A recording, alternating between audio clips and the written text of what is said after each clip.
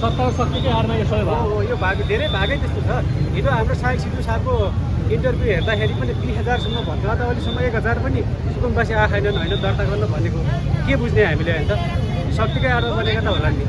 के हो के भन्छ जानु देशको लागि होइन यस्तो छोराहरू चाहिन्छ दाइहरू भनौँ या के भनौँ होइन छोरा पर्नु चाहिन्छ हामीलाई चाहिन्छ राम्रो राम्रो भइरहेछ होइन। राम्रो गर्नु पर्यो त्यही हो। अब तपाईँको घर कति तलाको छ?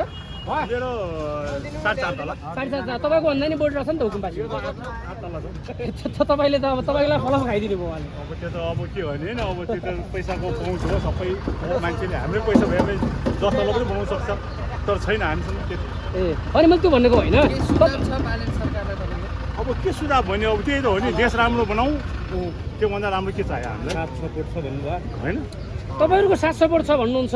पुरानो नेताहरूले चाहिँ विरोध गरेका छन्, राजीनामा सहित माग्नु भयो हर्क साम्पाङले। के भन्नुहुन्छ? अब त्यो त अब आफ्नो आफ्नो हिसाबले जान्छ। अब त्यो त अब के हो भने अब त्यही त हो नि चित्त बुझेन भने छोडेर जान्छ। त्यो त हामीले भन्ने कुरा होइन। चित्त त जनतालाई बुझेछ भने त भइहाल्यो, नेतालाई बुझेन के अब हुन्छ? नेतालाई नबुझ्यो भने हामीले सोध्ने कुरा भएन त्यो गएर किन छोडेको भने सोध्नु भएन होइन। त्यो कुरा वास्तविक अब कुरा के अब हामीलाई थाहा हुन्छ। हामी अब त्यस्तो राजनीति गर्ने मान्छे पनि होइन।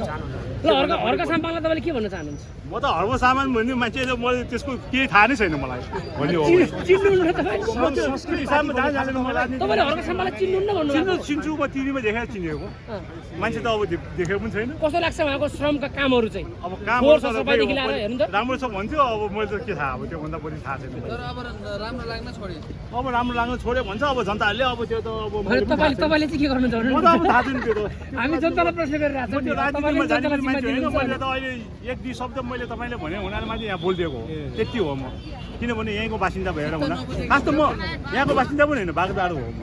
कहाँको? बागबजार बागबजार। बागबजारबाट आएको यहाँ 16 वर्ष भयो अहिले। ए हामी धान चाहिँ यहाँ रोप्न आउँछौँ। अब ठ्याक्कै भन्नुपर्दाखेरि नि अब जुन 8 तला भवन खडा भएको छ नि यो ठाउँ त पहिला खाली थियो, खाली जग्गा थियो है? झाडी झाडी झाडी थियो पुरै। ए झाडीले फडान गरेर घर बनाएको? अब त्यो अब झाडी झाडी पनि थियो अब यहाँ खेती पनि थियो अलिअलि खेती पनि थियो। तपाईँले देखे अनुसार? देखे अनुसार म त सानै थिएँ त्यो ए 9-10 वर्षको थियो म। यो जग्गा चाहिँ बिल्कुल खोलाको थियो होइन? खोलाको भन्नाले अब सबै खोलाको त होइन लालपुर्जा भएको मान्छे पनि छ। हामीले यो कुरा गरिरहेको छौँ नि त। यो अब यो घरको पनि अब के थाहा हामीले अब सोध्ने कुरा भएन। लालपुर्जा छ भनेर सोध्नु भएन हामीले घर बनाएर उसले आफैले बनाएको हो। अब पछि आएर यस्तो भयो। पछि एउटा पहिला खाली चौर थियो होइन?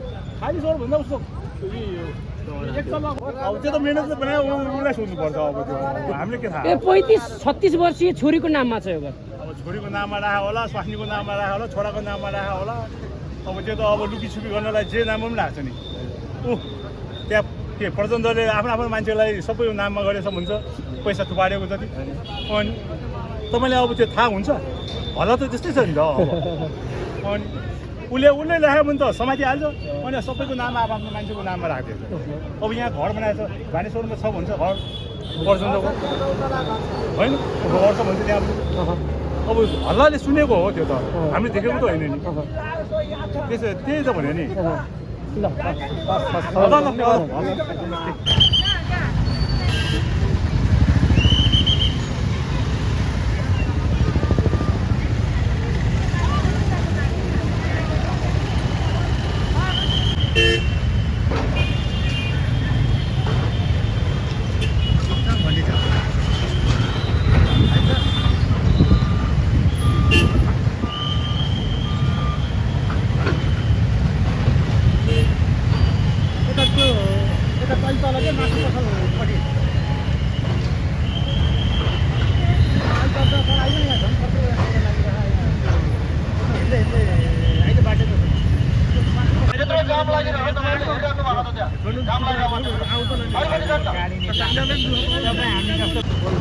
होइन यो बुढीको जग्गा रहेछ होइन अनि तिनीहरूले चाहिँ 5-5 लाख पैसा खुवाएर